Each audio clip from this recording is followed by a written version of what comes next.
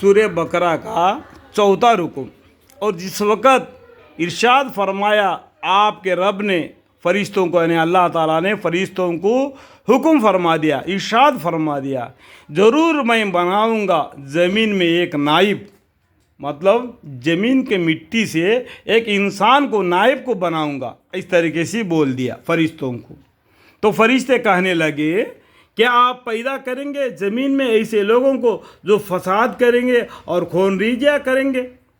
देखो ये फरिश्ते क्या कहे, अल्लाह के हुक्म को उन्होंने क्या किया, इस तरीके से उनको बता दिया। फरिश्ते कहने लगे क्या आप पैदा करेंगे ज़मीन में ऐसे लोगों को जो फसाद करेंगे और खून-रेज़ियाँ करेंगे। क्यों बोला ये बात उन्होंने, फरिश्तों ने क्यों बोला? सोचो कि इससे पहले इस ज़मीन में कौन थे? जिन्नों थे। जिन्नों को अल्लाह ताला ने आग से पैदा फरमाया और उनको ज़मीन में भेज दिया ताकि वो अल्लाह की इबादत करें। उन लोगों ने क्या किया, दुनिया में फसाद फैला दिया। अल्लाह ताला ने क्या किया, ज़मीन को साफ़ कर दिया, यानी फरिश्तों को साफ़ कर दिया। उसके बाद में अल्लाह ताला ने सोचा इस मिट्टी से भी मैं इंसान को बना के उससे मैं अपनी इबादत करवा लूँगा। इस इरादे से उन्होंने ये सोचा। तो फरिश्तों ने क्या किया, उन जिन्नों के बारे में सोच के ये इंसान भी कल ऐसा करेगा, ऐसा वो लोग ने क्या किया, अपना दिमाग के अंदर में जो गुमान था उसको जाहिर कर दिया। और उसके बाद में और हम बराबर तस्बीह करते रहते। फरिश्ते बोले हम आपके हमेशा तस्बीह करते रहते, आपकी जर्रा बराबर भी बेअदुली नहीं करते, अल्हम्दुलिल्लाह और तकदीस करते रहते आपकी।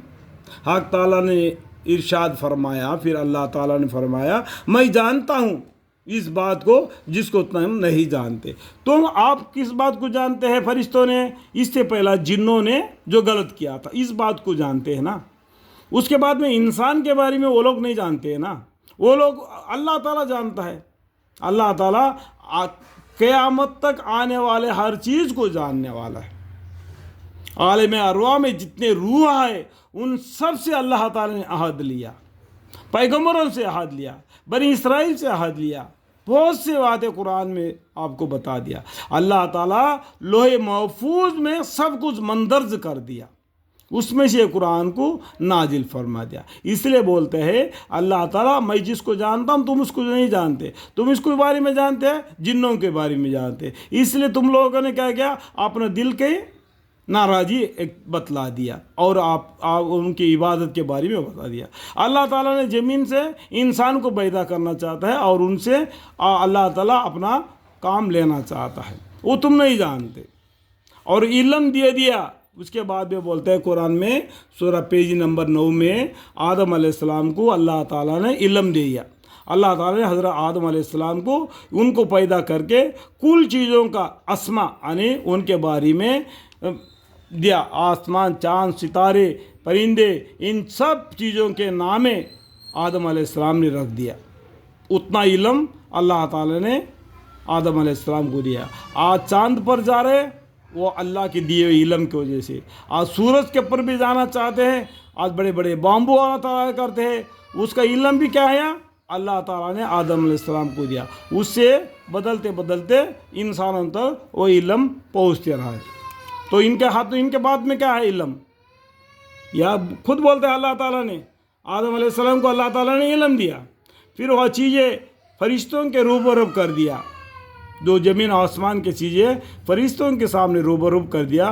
फिर फरमाया बतलाओ मुझको अस्मा उन चीज़ों का, माँ उनके आसार ख्वास के, अगर तुम सच्चे हो, यानी ये चीज़ों के बारे में बता दो, ये क्या काम करती है, वो क्या काम करती है, वो किस लिए काम आती है, उसका नाम क्या है, इसका नाम क्या है।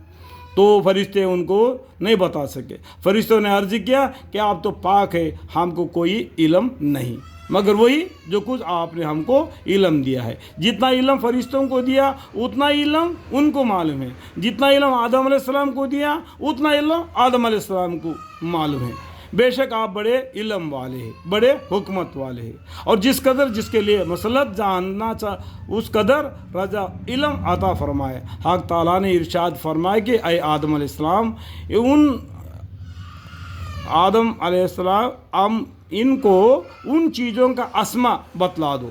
سو جب بتلا دیے ان کو آدم علیہ السلام نے ان چیزوں کا اسما، تو حق تعالیٰ نے فرمایا دیکھو میں تم سے کہا نہ تھا کہ بے شک میں جانتا ہوں تمام پوشیدہ چیزوں آسمانوں اور زمین کا. اس سے پہلے نے اللہ نے بولا تھا نا یہاں پہ میں جانتا ہوں تم نہیں جانتے، یہاں پر اس کا جواب دے دیا. اور جانتا ہوں جس بات کو تم ظاہر کرتے ہو اور جس بات کو دل میں رکھتے ہو. اللہ تعالیٰ ظاہر مطلب دل کی باتوں کو جاننے والا باریک بن باخبر ہے. سورہ قاف میں بھی یہ بات بتلا دیا ہے. اور جس وقت ہم نے حکم دیا فرشتوں کو اور جنوں کو بھی کہ سجدے میں گر جاؤ آدم علیہ السلام کے سامنے، یہ تعظیمانی سجدہ تھا، عملی سجدہ نہیں. سجدہ کس کو کرنا ہے؟ اللہ کو کرنا ہے، وہ فرض ہے. یہ تعظیمانی سجدہ ہے.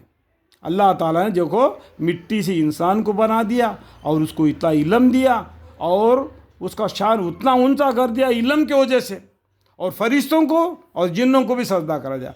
کس کا برکت سے؟ علم کے بدولت سے، علم کے وجہ سے. علم کا مرتبہ کیا ہے؟ اس لیے ہر مسلمان کو علم سیکھنا فرض ہے، عمل کرنے پر دارمدار ہے، پھر بھی اللہ کے رحمت کے اوپر امیدوار رہنا چاہیے. سو سب سجدے میں گر پڑے بجز ابلیس کے. دیکھو ابلیس کو حدیثوں میں کئی کے نام بولتے ہیں، لیکن قرآن میں اس کا نام کیا ہے؟ ابلیس. ابلیس نے سجدہ نہیں کیا، اس نے کہنا نہ مانا، اللہ کا کہنا، اللہ کا حکم کو نہیں مانا. اس نے کیا سمجھا؟ یہ عبادت کا سجدہ سمجھا، لیکن یہ تعظیمانی سجدہ تھا. وہ غرور میں آ گیا. کیسا غرور میں آیا؟ یہ تو مٹی سے پیدا ہے، میں آگ سے پیدا ہوا، یہ گرنے والا میں اٹھنے والا. اس طریقے سے اس میں دل میں گھمنڈ آ گیا اور ہو گیا کافروں میں سے. اور ہم نے حکم دیا کہ اے آدم علیہ السلام رہا کرو. پھر وہ اللہ کے غصے میں آ کے کافروں میں سے مل گیا. پھر اللہ تعالیٰ نے وہ بتا دیا آدم علیہ السلام کو کہ یہ دیکھو، اور ہم نے حکم دیا اے آدم علیہ السلام رہا کرو تم اور تمہاری بیوی بہشت میں یعنی جنت میں، دادی ماں ہوا اور آدم علیہ السلام دونوں بھی جنت میں رہو، پھر کھاؤ دونوں اس میں سے بافراگر جس جگہ سے چاہو، بالکل پیٹ بھر کے کھلا دل سے جو بھی جنت کے نعمتیں ہیں سب کو کھاؤ، لیکن اور نزدیک نہ جاؤ یہ اس درخت کے. دیکھو پیج نمبر 9 میں لاسٹ میں لکھا ہوا ہے درخت. حدیثوں میں یہ بڑے بزرگ بولتے ہیں کہ گندم کا پھل بیج کھائے تھے. دیکھو قرآن نہیں بولتا ہے، قرآن بولتا ہے درخت.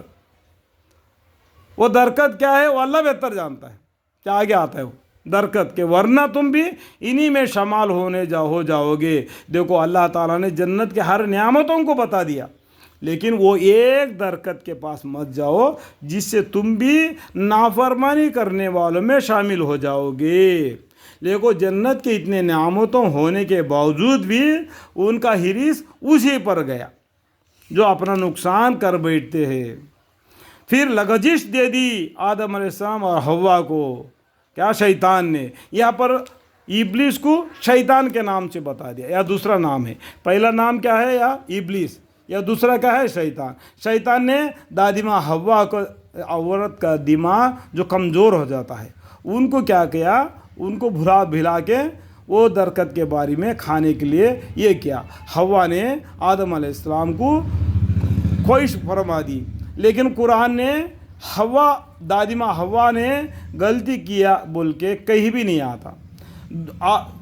جو خطا آدم علیہ السلام سے ہوئی اس طریقے سے آ جاتا ہے.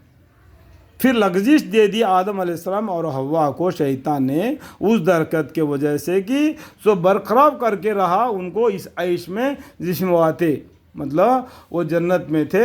اس درخت کو جو اللہ نے منع کیا تھا اس کو کھانے پر مجبور کر دیا. وہ کھانے کے بعد میں کیا بالکل ننگے ہو گئے، اور ہم نے کہا نیچے اترو، تم میں سے بازوں کے دشمن رہو گے. اللہ تعالیٰ کو غصہ آ گیا، بولا میں نے پہلا نہیں بتایا تھا اس درخت کو مت کھاؤ، اتنا جنت کے میووں کو چھوڑ کر اس درخت کو کھا لیا تو آپ اس جنت میں رہنے لائق نہیں رہ گئے، میرے حکم کو توڑ دیا. کیونکہ اب تم کو پیشاب پیخانہ اور عورتوں سے ملنا، منی کا نکلنا، ناپاک ہو جانا، بچے کو جننا پیدا کرنا، یہ سب کچھ جا کے دنیا میں کر لینا. اور اس کے بعد میں میرے طرف سے اللہ کے طرف سے حکم تمہارے پاس آئیں گے، اس کے پر عمل کر کے مانو گے، پھر دوبارہ ایک کھوئے ہوئے جنت کو تم پاؤ گے۔ اس طریقے سے سمجھا کے ان کو دنیا میں بھیج دیا،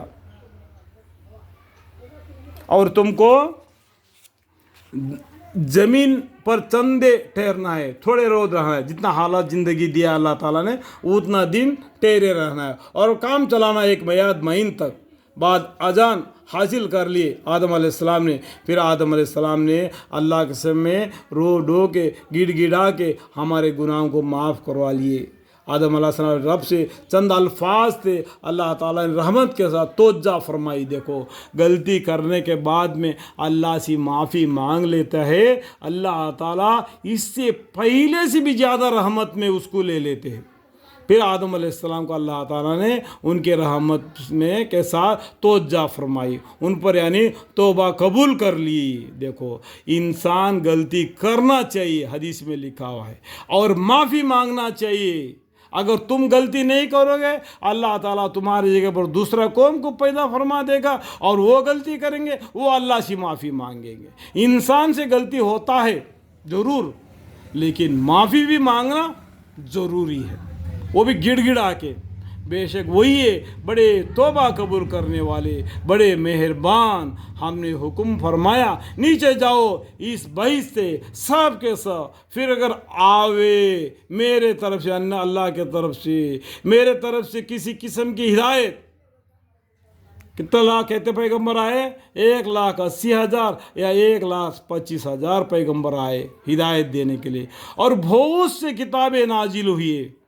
چندے کتابوں کے بارے میں، چندے پیغمبروں کے بارے میں اللہ نے قرآن میں اتنا آسان کر کے ہم کو اسلام کو دے دیا۔ اللہ کا بڑا لاکھ لاکھ شکر ہے، تھوڑے سے پیغمبروں کے بارے میں تھوڑے سے قصے سے ہمارے اعمال کو صحیح کر دیا۔ ہدایت جو شخص پیروی کرے گا میری اس ہدایت کی، تو نہ کچھ اندیشہ ہوگا اس پر، اور نہ ایسے لوگ غمگین ہوں گے جیسا تم جنت میں غلطی کرنے سے میرے غصے میں آؤ گے، اور تم دنیا میں جاؤ گے، میرے طرف سے جو حکم تمہارے پاس آئے گا اور ان پر تم عمل کرو گے تو تم غمگین نہیں ہوں گے، دوبارہ جنت کو پاؤ گے۔ اور جو لوگ کفر کریں گے اور تکذیب کریں گے ہمارے حکام کی، یہ لوگ ہوں گے دوزخ والے۔ وہاں پر ہی بتا دیا کہ دوزخ جنت یہی معلوم پڑ گیا، جو نافرمان ہے وہ دوزخی ہے، جو فرماندار ہے وہ جنتی ہے، وہ اس میں ہمیشہ رہیں گے۔ اے بنی اسرائیل، آپ بولتے ہیں ابھی بنی اسرائیل، بنی اسرائیل بنی اسرائیل کر کے بہت سے حدیثوں میں آتا ہے۔ بنی اسرائیل کا معنی کیا ہے؟ رات کو سفر کرنے والے۔ یہ لقب کب سے پڑا؟ یعقوب علیہ السلام سے پڑھا۔ یعقوب علیہ السلام نے جب بھی سفر کیا رات کو سفر کیا، تو بولتے اللہ تعالیٰ اے بنی اسرائیل یاد کرو تم لوگ میری ان احسانوں کو جو کیے ہیں میں نے تم پر، اور پورا کرو تم میری عہد کو، پورا کروں گا میں تمہاری عہد کو، اور صرف مجھی سے ڈرو، اللہ ہی سے ڈرو، ایمان لے آؤ کہ اس کتاب پر جو میں نے نازل کی ہے، یعنی قرآن پر، اس سے پہلے کی کتابوں پر بھی، صحفوں پر بھی ایمان لاؤ، تمام فرشتوں پر بھی ایمان لاؤ، تمام پیغمبروں پر بھی ایمان لاؤ۔ ایسی حالت میں کہ وہ سچے بتلانے والے ہیں، اس کتاب کو جو تمہارے پاس ہے، یعنی توریات کی کتاب الہی ہونے کی تصدیق کرتی ہے قرآن، اور مت بنو تم سب پہلے انکار کرنے والے اس قرآن کے، اور مت مقابل بلو میرے حکام کے موج حقیر کو، یعنی اللہ کے یہ نافرمانی کر کے اللہ کے مقابل میں مت آ جاؤ۔ اللہ بہت طاقتور ہے، ان اللہ لا کل شیء قدیر، اللہ سے ڈر کر زندگی بسر کرو، ماج حقیری کو، اور خاص مجھی سے ڈر، مجھی سے پورے طور پر ڈرو، یعنی اللہ تعالیٰ سے پورے طور پر ڈرو۔ جتنی بھی پیغمبر آئے ان کے سب کے قصے پڑھیں گے، اور پیغمبر سب سے پہلے یہ بولا اللہ سے ڈرو اور میرا کہنا مانو، واتقوا اللہ واطیعون، اور مخلوط مت کرو حق کو ناحق کے ساتھ، اور پوشیدہ بھی مت کرو حق کو جس حالت میں کہ تم جانتے ہو، حق بات کہو جو جانتے ہو، اور قائم کرو تم لوگ نماز کو، یعنی مسلمان ہو کر، اور دو زکوٰۃ کو، اور عاجزی کرو عاجزی کرنے والوں کے ساتھ۔ یا گجب ہے، کیا گجب ہے کہ کہتے ہو اور لوگوں کو کہ نیک کام کرنے کو، नेक काम करने से मुराद रसूलुल्लाह सल्लल्लाहु अलैहि वसल्लम पर ईमान लाना, 5 वक्त की नमाज़ पढ़ना, रोज़े रखना, हज करना और ये बैतुल्लाह का हज करना, ज़कात देना, ये सब दूसरे को बताते हो और खुद नहीं करते हो। इस तरीके से यहाँ पर बोलते हो और अपनी खबर नहीं लेते, ना अपना इल्म नहीं रखते, दूसरे को तो बताना है। दूसरे को बताने से पहले खुद भी करना है। अल्लाह ताला सबसे पहले मुझे माफ़ करे और मेरी कमियां हैं उसको भी माफ़ फरमाए। हालांकि तुम तिलावत करते रहते हो किताब की, तो फिर क्या तुम उतना भी नहीं समझते? और अगर तुमको हुब्बी माल और जहाँ की गलबा से ईमान लाना दुश्वार मालूम हो तो मदद लो सब्र और नमाज से। और बेशक नमाज शौवर ज़रूर है, दुश्वार ज़रूर है, मगर जिनके कुल्ब में खुशवा हो उन पर कुछ दुश्वार नहीं। माने खुशवा, एक दिल में अल्लाह है, अल्लाह मुझे देख रहा है, अल्लाह मुझे मैं देख रहा हूँ, अल्लाह को मैं देख रहा हूँ। इस तरीके से कुरान को पढ़ना, इस तरीके से नमाज को पढ़ना, इस तरीके से हर आमाल इस्लाम के है जो पैगंबर बल्ले आए उन सब को करना, उसको ले कोई दुश्वार नहीं। वहाँ खौशियान वह लोग हैं जो ख्याल रखते हैं कि उसका क्या बेशक मिलने वाले अपने रब से, और असबाब का भी ख्याल रखते हैं। एक दिन क़यामत होगी, उस टाइम पर हम अल्लाह के सामने मिलना पड़ेगा, उसको हिसाब किताब देने पड़ेगा। इस बात का यकीन रखने वाले हैं, इस बात का भी ख्याल रखते हैं कि वह बेशक अपने रब के तरफ वापस जाने वाले हैं। अल्हम्दुलिल्लाहि रब्बिल आलमीन। यहाँ तक कुरान करीम का सूरह बकरा का 4वां रुकू ख़त्म हो चुका।